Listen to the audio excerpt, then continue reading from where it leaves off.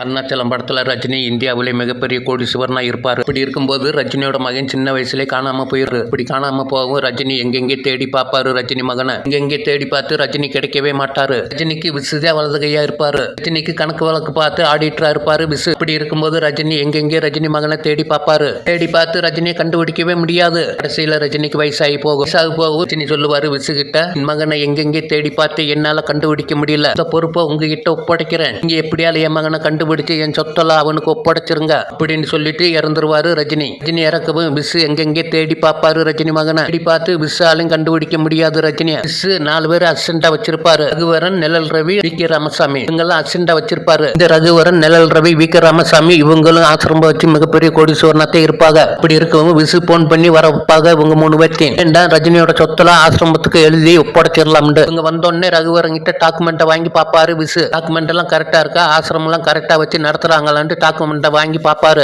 டாக்குமெண்ட்டை பார்த்துட்டு டாக்குமெண்ட் எல்லாம் கரெக்டா இருக்கு, இருந்தாலும் இன்னும் கொஞ்ச நாளைக்கு ரஜினி மகனை தேடி பார்க்கலாமேன்னு சொல்லுவாரு விசு ரகுவரங்கிட்ட. அதுக்கு வி கே ராமசாமி சொல்லுவாரு, என்ன மிஸ்டர் ரங்காச்சாரி இப்படி காலம் கடத்திக்கிட்டு போனா என்ன காரணத்துக்கு இவ்வளவு பெரிய பொறுப்பை ஏதாச்சும் ஒப்படைச்சாரு, அது வீணா போயிடும் அப்படின்டுவாரு வி கே ராமசாமி. அதுக்கு விசு சொல்லுவாரு, அது இல்ல சார், இவங்க நல்லவங்க, நாணயமானவங்க, புத்தி இருக்கிறவங்க, இவங்க சொல்றதெல்லாம் பலிக்கும்னு சொல்லுவாங்க பெரியவங்க, அதனால சொல்றேன் இன்னும் கொஞ்ச நாளைக்கு தேடி பார்க்கலாம்னு சொல்லுவாரு விசு. நிழல் ரவி சொல்லுவாரு, எஸ்கியூஸ் மீ, உங்களுக்கு தெரியாது எதுவும் இல்ல, இது 5 கோடி 10 கோடி சமாச்சாரம் கிடையாது. 3030 கோடி ரூபாய் இந்த பணத்தை எல்லாம் அப்பயே ஆசிரமத்துக்கு ஒப்படைச்சிருந்தா நேரம் பல ஆயிரம் கோடி ரூபாய் நம்மளுக்கு லாபம் கிடைச்சிருக்கும். இந்த பணத்தை எல்லாம் ஐயா சொன்னது மாதிரி ஏழைகளுக்கு செலவு பண்ணி உபயோகப்படுத்தி இருக்கலாம். அது விசு சொல்லுவாரு, இருந்தாலும் இன்னும் 1 மாசம் தேடி பார்க்கலாமே அப்படின்ட்டு விசு. மிஸ்டர் ரங்காச்சாரி நேதாச்சலம் அவர் பையனை ஒரு 25 வருஷமா தேடி பார்த்திருப்பாரு. ஒரு 5-6 வருஷமா தேடி பார்த்திருப்போம். இத்தனை நாள் தேடி பார்த்து கிடைக்காத ஆளு இந்த 1 மாசம் தேடி பார்த்தா கிடைக்கவா போறாரு அப்படின்ட்டு ரகுவரன். அங்கெல்லாம் பிஸியா இருக்கிற ஆளு, நீங்க கூப்பிட்டதுனால நாங்க வந்தோம், நீங்க சரின்னு ஒரு வார்த்தை சொல்லிட்டு இருந்தா உங்களோட டெஸ்ட்டுக்கு மாத்திட்டு போயிட்டே இருப்போம் அப்படின்ட்டு ரகுவரன். அட்லீஸ்ட் எங்க மேல நம்பிக்கை இல்லைன்னா சொல்லுங்க அப்படின்னு சொல்லுவார் ரகுவரன். விசு சொல்லுவாரு, சேச்சா அப்படி இல்ல இன்னைக்கே கையெழுத்து போட ஆரம்பிச்சிடுறேன், இல்ல ஆண்டை விட்ட வழி அப்படின்னு விசு கையெழுத்து போட ஆரம்பிச்சிருவாரு. அப்படி நேரத்துல இந்த ரஜினியோட சின்ன வயசுல காணாம போன மகன் இந்த கம்பெனிக்கு வேலை கேட்டு வருவாரு. ரஜினி மகன் வேலை கேட்டு வந்தோடனே விசு பாப்பாரு மலைச்சு ரஜினியை பார்த்து, என்னடா நேதாச்சல முகச்சாடையா இருக்கு இந்த ஆளு அப்படின்ட்டு மலைச்சு பாப்பாரு. விசு பார்த்துட்டு கேட்பாரு, விசு தம்பி உங்க பேரு என்னன்னு கேட்பாரு. அதுக்கு ரஜினி அருணாச்சலம் உங்க அம்மா பேரு என்னன்னு கேட்பாரு விசு. அதுக்கு தெரியாதுன்னுவாரு ரஜினி. அதுக்கு விசு சொல்லுவாரு, உங்க அப்பா அம்மா பேரு எனக்கு தெரியும்னுவாரு. அப்படி சொன்னே ரஜினி ஆச்சரியமா பாப்பாரு. விசு சொல்லுவாரு, நீ சாதாரண ஆளு கிடையாது, 3000 கோடி ரூபாய் சொந்தக்காரன், நீ அனாதி இல்ல, உங்க அப்பா அம்மா பேரு எனக்கு தெரியும்னுவாரு விசு. அப்பா பேரு நேதாச்சலம், அம்மா பேரு மீனாட்சி அம்மா, இந்த போட்டோவில் இருக்கிறாரு அதான் கொப்பா அப்படின்ட்டு விசு. அப்படி சொன்னே ரஜினி திக்கு முக்கு அடிச்சு பாப்பாரு, என்னடா நம்மளுக்கு அப்பா அம்மா இருக்காரான்னு பாப்பாரு. அதுக்கு விசு சொல்லுவாரு, இந்தியாவிலே விரல விட்டு எண்ணி பாக்குற கோடீஸ்வரர் இல்ல ஒப்பா ஒருத்தர் எங்க முதல்ல விதி விஷத்தினால சின்ன வயசுல உன்னை விட்டு பிரியிற நிலைமை ஆகி போச்சு வேதாச்சலத்துக்கு. அவரும் கடைசி வரைக்கும் உன்னை தேடி பார்த்தாரு, கிடைக்கவே இல்லை. சாகும்போது மரண படுக்கல என்னை கூப்பிட்டு நீ தேடி கண்டுபிடிக்கிற பொறுப்பை என்கிட்ட ஒப்படைச்சாரு. அவர் உன்னை பத்தி சொன்ன அடையாளம் பேரு ஒண்ணு மட்டும்தான், வேற அடையாளம் எதுவுமே சொல்லல. புண்ணியத்துல எங்களுக்கு கஷ்டம் கொடுக்காம அவரவே வச்சது மாதிரி எங்க முன்னாடி வந்து நிக்கிற அப்படின்னு சொல்லுவாரு விசு. அது மட்டும் இல்ல, அவருடைய 3000 கோடி ரூபாய நிர்வாகம் பண்ற பொறுப்பை என்கிட்ட ஒப்படைச்சாரு. நான் கேட்டேன், இவ்வளவு பெரிய பொறுப்பை நான் ஒரு ஆள் எப்படி மெயின்டைன் பண்றேன்னு கேட்டேன். உங்க அப்பா சொன்னாரு, கூட 4 பேர் அசிஸ்டண்டா வச்சுக்க அப்படின்னு சொன்னாரு. அப்படி அசிஸ்டண்டா வச்சாலுதான் இவங்க 4 பேரு 4-5 வருஷம் உன்னை தேடி பார்த்தோம், கிடைக்கல. அதுக்கு பிறகுதான் அந்த சொத்தல அனாதாசிரமத்துக்கு எழுதி வச்சிடலான்னு முடிவுக்கு வந்தோம். அப்படி நேரத்துலதான் நீ வந்து நின்ற. நல்லவங்க வாக்கு பொய்யாகாதுன்னு சொல்லுவாங்க, அதுவோ விஷயத்துல நிறுவனம் ஆயிடுச்சு. அப்பா ஒரு கேசட்டை என்கிட்ட கொடுத்திருக்காரு, நீ கிடைச்சா அந்த கேசட்டை போட்டு காட்ட சொல்லி கொடுத்திருக்காரு, அந்த கேசட்டை போட்டு பார்க்கலாம் அப்படின்னு விசு கூப்பிட்டு போவாரு. அந்த கேசட்டை போட்டு பார்ப்பாங்க. போட்டு பார்த்தோன்னே ரஜினி அப்பா வருவாரு. அருணாச்சலம் நீ வருவன்ட்டு எனக்கு நல்லா தெரியும் அப்படின்ட்டு மதிச்சு முருகன் ஒன்னு கொண்டு வந்து சேர்த்துட்டாரு அப்படின்னு சொல்லுவாரு ரஜினி அப்பா. இது உன்னையும் உங்க அம்மாவும் என்கிட்ட இருந்து பிரிச்சிருச்சு. அம்மா மீனாட்சி அம்மா ஏழை குடும்பத்துல பிறந்த பொண்ணு, அப்பா விருப்பத்துக்கு மாறாக உங்க அம்மாவை நான் கல்யாணம் செஞ்சுக்கிட்டேன். ஒரு உலக அறிய கூப்பிட்டுக்கிட்டு வரலாம்னு போகும்போது எனக்கு முக்கியமான சோழியா மலேசியா போக வேண்டிய காரியம் வந்துருச்சு. மலேசியாவுக்கு கப்பல் ஏறி கிளம்பிட்டேன். போகும்போது புயல் வந்து கப்பல் கவுந்துருச்சு. வந்தோடனே எல்லாருமே இறந்துட்டாங்க. ஒருத்தன் தான் தப்பித்தவ. நான் நாடு வந்து சேர 5-6 மாசம் ஆச்சு. நான் வந்தோடனே எங்க அம்மா மீனாட்சி அம்மா பார்க்க போனேன். இங்க போனோடனே எங்க அம்மா எழுதி வச்ச கடிதாசி தான் அவங்க அப்பாட்ட இருந்தது. அதை வாங்கி படிச்சு பார்த்தேன். அப்பா நான் ஒருத்தரை கல்யாணம் செஞ்சுக்கிட்டேன், இன்னும் யாரும் தேடாதீங்க, எனக்கு ஒரு மகன் பிறந்திருக்கேன், பேரு அருணாச்சலான்னு பேர் வச்சிருக்கேன் அப்படின்னு அந்த கடிதாசிலே எழுதி இருந்தது. இப்போதைக்கு என் கணவர் இந்த உலகத்தில் இல்ல, அவர் இல்லாத உலகத்துல நானும் இருக்க மாட்டேன், என்னை யாரும் தேடாதீங்க பாண்டு எழுதி இருந்தது.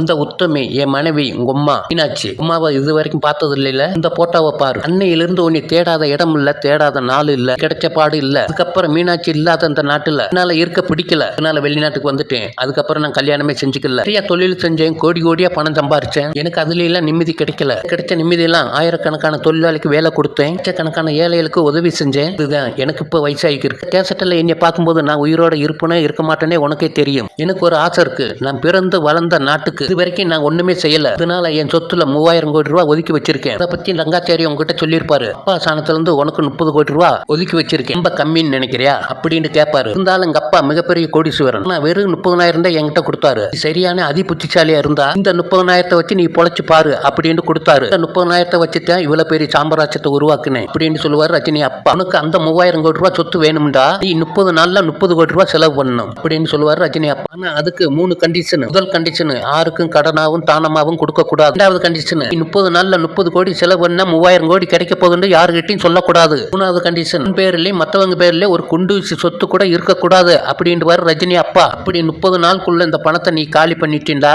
இந்த 3000 கோடி ரூபாய் சொத்து உனக்கு தான் அப்படின்னு ரஜினி அப்பா. அதுக்கு ரஜினி மலைச்சு பாப்பாரு, என்னடா புதுசா இருக்கு அப்படின்னு. அதுக்கு ரஜினி அப்பா சொல்லுவாரு, என்னடா அவன் பைத்தியக்காரனா இருக்கேன், இப்படி எல்லாம் கண்டிஷன் போடுறாருன்னு நீங்க எல்லாம் நினைப்பீங்க. நான் ஒரு டிஃபரெண்டா நாள்.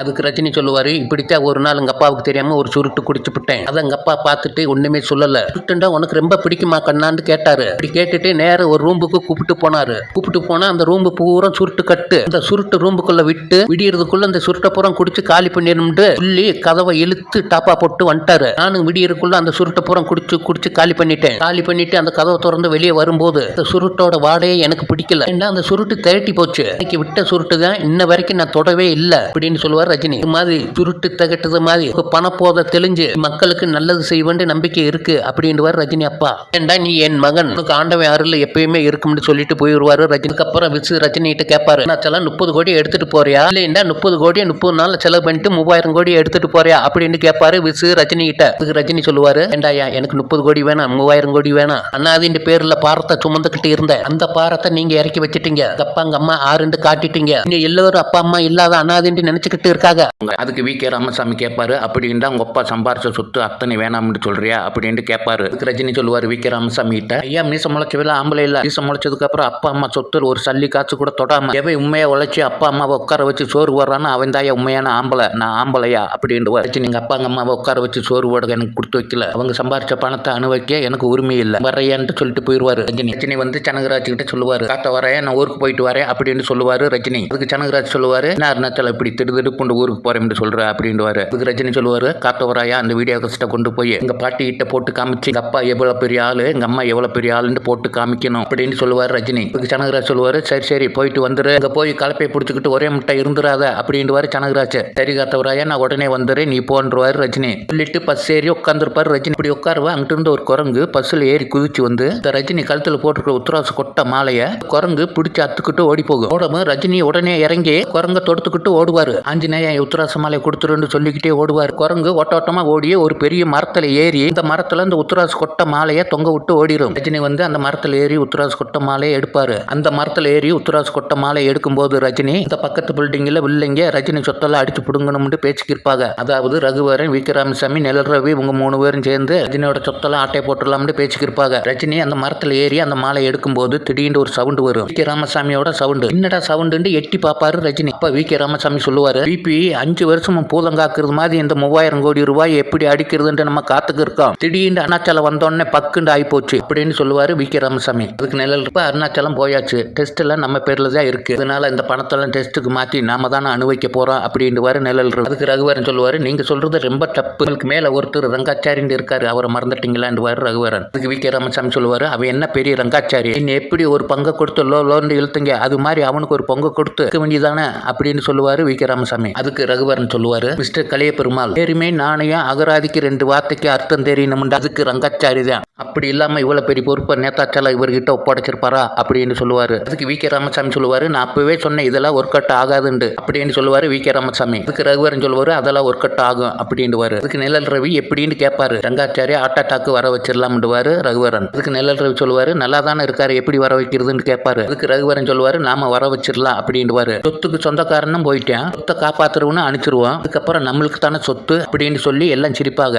எல்லா விஷயத்தையும் மரத்தில் நின்று கேட்டுருவாரு. அந்த பில்டிங் பில்டிங்க்கு வந்து ரஜினி சொல்லுவாரு விசுகிட்ட, சார் நீங்க அசிஸ்டண்டா வச்சிருக்கிற ஆள் மோசமான ஆளு, பெரிய திட்டம் போடுறாங்க அப்படின்னு ரஜினி சொல்லுவாரு விசுகிட்ட. அதுக்கு விசு ரஜினி கிட்ட சொல்லுவாரு, அருணாச்சலம் நீ மனசுல எதை வச்சுக்கிட்டு அவங்கள தப்பா பேசுற அப்படின்ட்டு. நீங்க என்ன எது சொன்னாலும் நம்ப மாட்டீங்கன்னு கேட்பாரு ரஜினி. அருணாச்சலம் நீ தப்பா சொல்றாள், அவங்க சாதாரண ஆளு கிடையாது, அவங்களாம் மிகப்பெரிய கோடீஸ்வரனுங்க, அவங்களுக்கு சொசைட்டில ஒரு மரியாதை இருக்கு, 20 வருஷம் எனக்கு அவங்கள தெரியும், அதனாலதான் இந்த பொறுப்புல அவங்களையும் சேர்த்துக்கிட்டேன் அப்படின்னு சொல்லுவாரு விசு. உடனே விசுவோட பொண்ணு அப்பா 4 பேர் வந்துட்டாங்கப்பான்னு சொல்லும். அப்படி சொன்னோடனே விசு ரஜினியை கூப்பிட்டு போவாரு அந்த 4 பேர்த்துக்கிட்ட. ரஜினி கேட்பாரு எங்கேயான்னு கேட்பாரு. வா அருணாச்சலம் சொல்றேன்னு கூப்பிட்டு போவாரு அந்த 4 பேர்த்துக்கிட்ட. போனோடனே ரகுவரே விசு கிட்ட கேட்பாரு, இப்பத்தான் போனோம் அதுக்குள்ள போன் பண்ணி ஏன் வர வச்சீங்கன்னு கேட்பாரு ரகுவரன் விசு கிட்ட. அதுக்கு விசு சொல்லுவாரு, சாரி ஜென்டில்மேன், ஒன்னு சொல்றேன் தப்பா நினைச்சுக்கிறாதீங்க அப்படின்ட்டு விசு. என்ன நங்காச்சாரி சொல்லுங்கன்னு ரகுவரன். இங்க நேதாச்சலத்தோட சொத்தை கொள்ளையடிக்க திட்டம் போறீங்கன்னு அருணாச்சலம் சொல்றாரு அப்படின்ட்டு விசு. நாங்க சொத்தை அடிக்க திட்டம் போடுமா, என்ன பேசுறப்பா அப்படின்னு கேட்பாரு ரகுவரன். ரஜினி சொல்லுவாரு, நான் என்ன பேசுறேன்னா 2 கண்ணால பார்த்தையா காதார கேட்டையா, இந்த 3000 கோடி சொத்தை அடிச்சுக்கிட்டு போறதா பேசிக்கிறல, அது மட்டும் இல்லாம இந்த பெரிய மனுஷனை தீர்த்து கட்டுறதாக பேசிக்கிறீங்களா. அதுக்கு நிழல் ரவி சொல்லுவாரு, சாரி சார், இன்னைக்கு எங்க மேல இவ்வளவு சந்தேகம் வந்ததோ, இனிமேல் நாங்க இங்க இருக்க விரும்பல அப்படின்னு சொல்லுவாரு நிழல் ரவி.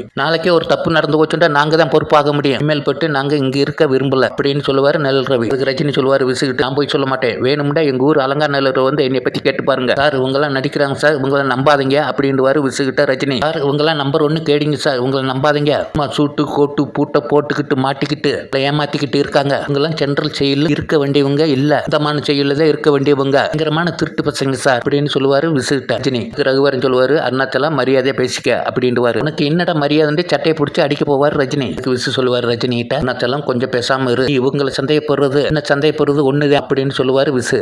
ரஜினி சொல்லுவாரு, அது இல்ல சார் இவங்க உண்மையிலே திட்டு பசங்க அப்படின்ட்டு விசு கிட்ட ரஜினி. அதுக்கு விசு சொல்லுவாரு, திரும்ப திரும்ப அதே சொல்லாத அருணாச்சலம். விசு கேட்பாரு, அருணாச்சலம் 30 கோடி எடுத்துட்டு போறியா இல்லைண்டா 3000 கோடி சவாலை ஒத்துக்கிறியா அப்படின்னு கேட்பாரு விசு ரஜினி கிட்ட. அதுக்கு நலல் ரவி இதுவரை விக்ரம் செம்மில சிரிப்பாக, சவாலுக்கு ஒத்துக்கிற மாட்டாருன்னு எல்லாம் சிரிப்பாக, ஏண்டா ரஜினிக்கு படிக்க தெரியாது எழுத தெரியாது செலவு பண்ணவும் தெரியாது, அதனால ரஜினி இந்த சவாலுக்கு ஒத்துக்கிற மாட்டாருன்னு சந்தோஷமா சிரிச்சுக்கிருப்பாங்க இவங்க 4 பேரும். ரஜினி என்ன பண்ணிடுவாரு, திடீர்னு சவாலை ஒத்துக்குருவாரு. ரஜினி அப்படி சொன்னோன்னே விசு போய் டாக்குமெண்ட் அப்படி விசு டாக்குமெண்ட் எடுக்க போனோடனே ரகுவரே ரஜினி கிட்ட கேட்பாரு, டே பட்டிக்காடு 3000 கோடிக்கு ஆசைப்பட்டு 30 கோடி இழந்துடாத அப்படின்ட்டு ரகுவரன். சாம கிடைக்கிறத எடுத்துக்கிட்டு ஓடி போயிரு அப்படின்ட்டு ரகுவரன். அதுக்கு ரஜினி சொல்லுவாரு, ஏண்டா நான் கிடைக்கிறத எடுத்துக்கிட்டு ஓடி போகணுமா, இதெல்லாம் கொப்பை விட்டு சொத்தா, இதெல்லாம் எங்க அப்பை விட்டு சொத்துயாண்டுவார் ரஜினி ரகுவரங்கிட்ட. அதுக்கு வி.கே. ராமசாமி ரஜினியை பார்த்து கேட்பாரு, டேய் 30 கோடிக்கு எத்தனை சைவர் இருக்குன்னு தெரியுமா அப்படின்னு கேட்பாரு. ரஜினி சொல்லுவாரு, எனக்கு தெரியாதுன்னா சத்தியமா எனக்கு தெரியாது, 30 கோடிக்கு எத்தனை சைவர் இருக்குன்னு தெரியாது, ஆனா 30 கோடி எவ்வளவுன்னு தெரியும். நான் இன்னொன்னு சொல்றேன், இந்த காலத்துல பணம் சம்பாதிக்க ரொம்ப கஷ்டம் பண்றது ரொம்ப ஈஸி